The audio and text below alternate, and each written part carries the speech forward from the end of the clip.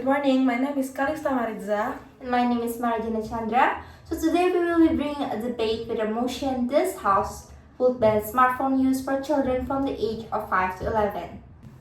In today's digital era, smartphones are everywhere. We use them for studying, communicating, and accessing information. However, while technology plays an important role in our life, we must not ignore how dangerous smartphone can be, especially for children who have not fully developed their cognitive ability yet. We are not against technology. What makes smartphones dangerous is who use them and when they are used. Giving smartphone to young children under the excuse of introducing them to technology for the future is like letting a child drive a car before they know how to do it safely. Technology should be introduced, yes, but not at the cost of a child's health development. To make this debate clear, let me define a few key points.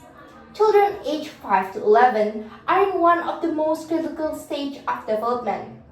At this age, they are still learning how to think, communicate, and understand the world around them. Giving them unrestricted access to smartphone may sound harmless, but in reality, it exposes them to a serious risk. Children are vulnerable. They can be easily manipulated and influenced by strangers or harmful content online. Smartphones are small electronic devices designed to make daily activity easier, but they also provide access to cybercrime, inappropriate content, and online manipulation. These dangers often appears in the form of games, videos, or ads that seem playful and harmless, making them even more dangerous for children. This motion is not about rejecting technology.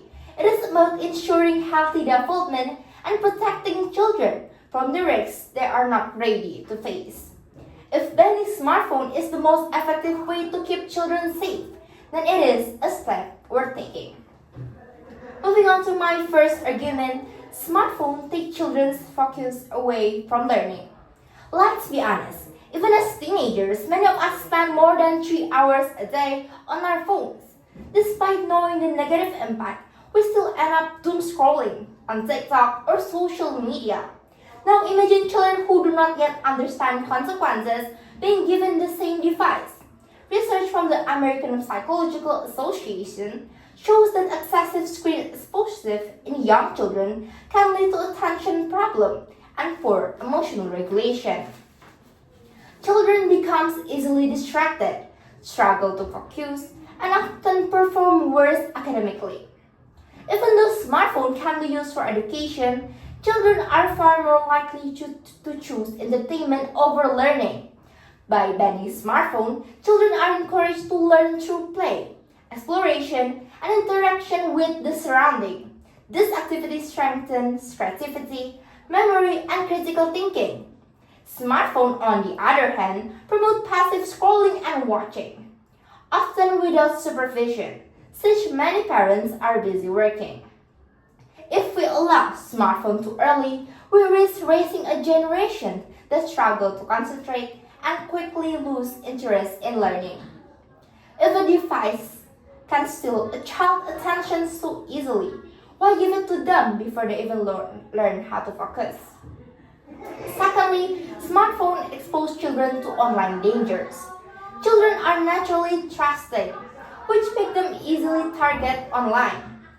According to Common Sense Media, children under 11 lack the emotional maturity and critical thinking skills needed to navigate the digital world safely. Smartphones expose children to inappropriate content, cyberbullying, and online predators.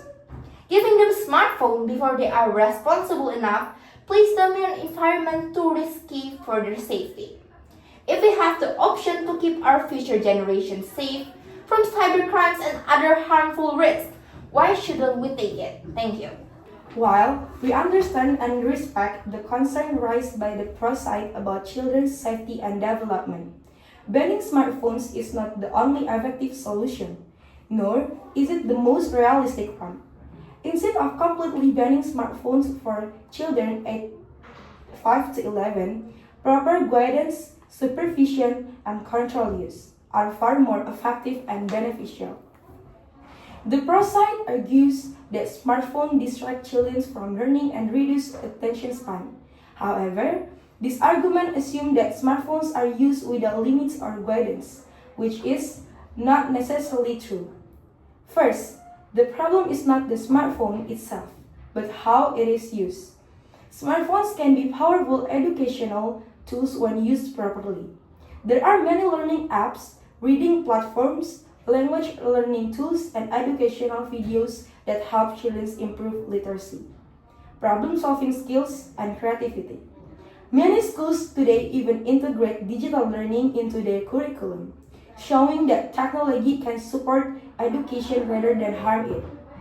And the second, comparing children to teenagers who doom scroll is unfair. Teenagers often have unrestricted access, while children can be given screen time limits, parental controls, and supervised usage. With these measures, children can enjoy the benefit of technology without being overwhelmed by it. Moreover, banning smartphones does not guarantee that children will automatically focus more on learning.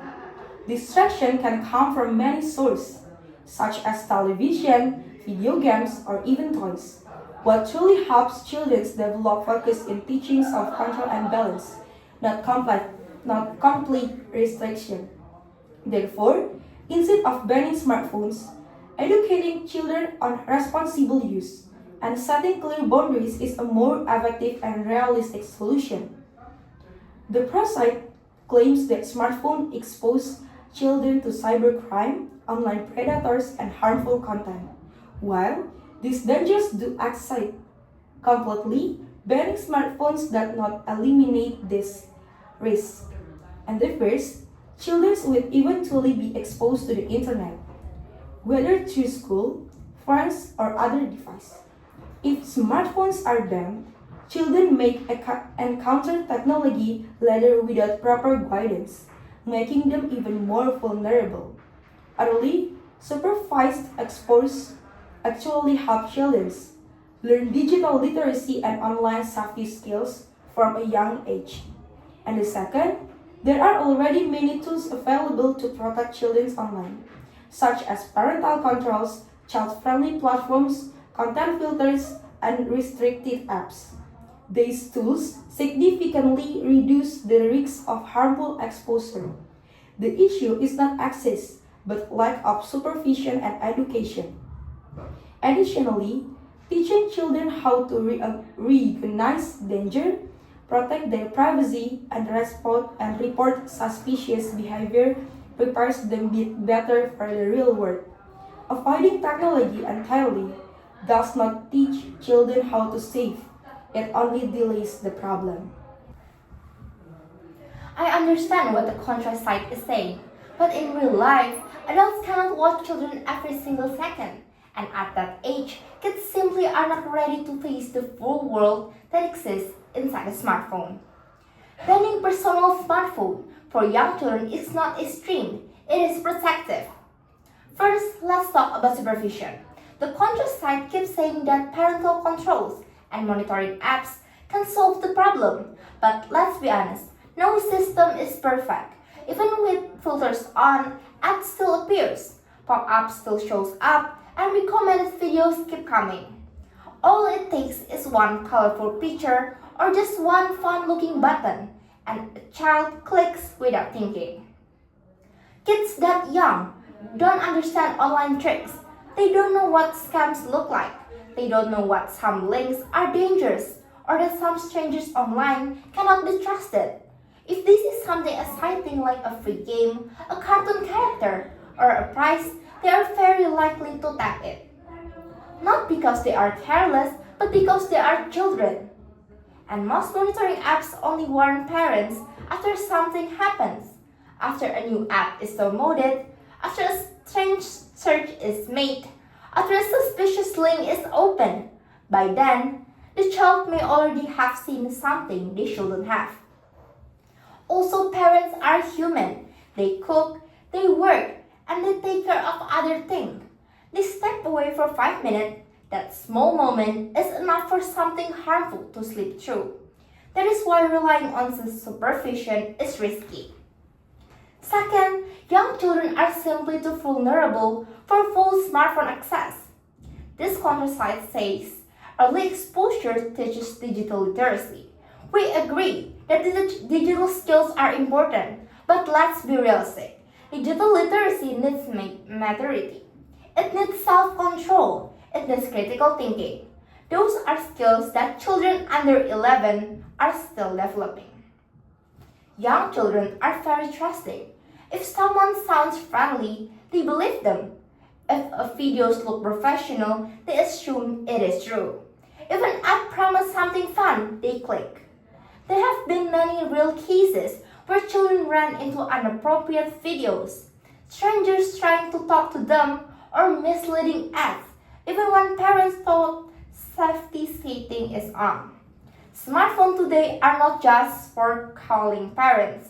They give access to social media, endless video, strangers, advertisement, and information that even adults struggle to deal with. Giving that much freedom to a 5-year-old is simply unrealistic. This doesn't mean children should never touch technology. School can use tablets for learning.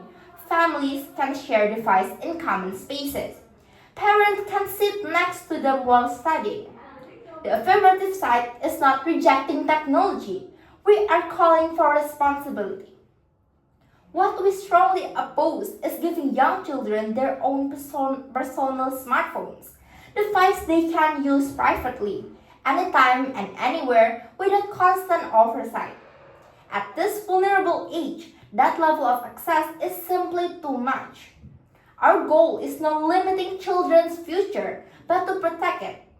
By developing personal smartphone use, we give children time to grow, to build real-world social skills, and to develop emotional maturity before facing the full digital environment. This is why I believe that banning smartphones for children aged 5 to 11 is necessary. I understand the pro side's concern about children's safety. We agree that children are vulnerable and need protection. However, banning personal smartphone is not the best or only solution. Protection should mean guidance, not total restriction. The first one, supervision is not perfect, but banning is not the answer. The pro side say parents cannot watch children all the time, so smartphones should be banned. But in real life, parents cannot supervise children every second in any situation. Children are not watched every moment at school, on the playground, or at home yet. I do not ban schools or playgrounds. Instead, we set rules and teach safety. Yes, parental controls are not perfect, but many safety tools like screen time limits, child accounts, and app restrictions can greatly reduce risk.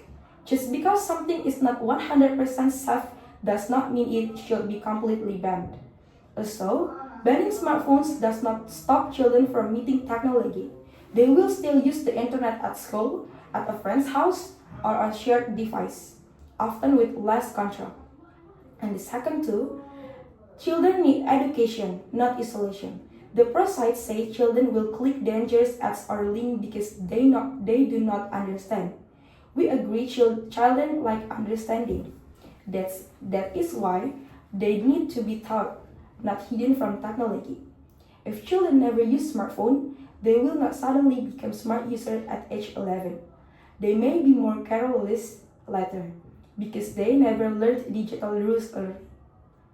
We teach children how to cross the road safely instead of banning roads. In the same way, we should teach children not to click unknown links, not to talk to strangers online, and to ask adults when unsure.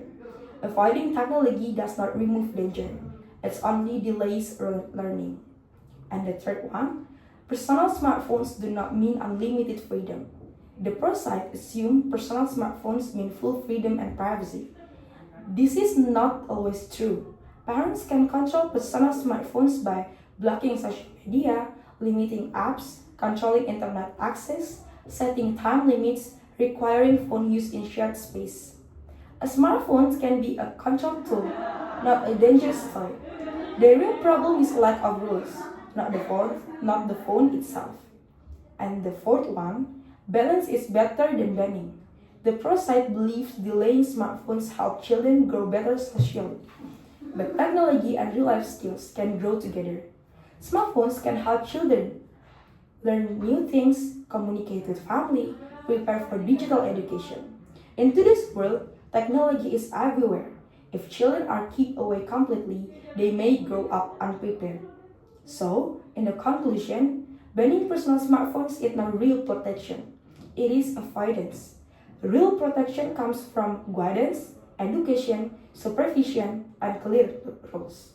Children do not need to be completely separated from technology. They need to learn how to use it safely and responsibly. Therefore, a conscious side believes that guided smartphone use is better than a total ban, and it prepares children for the real world. Thank you. Thank you, Miss Nana and friends, for listening to our debate. Sorry if there are any mistake in words.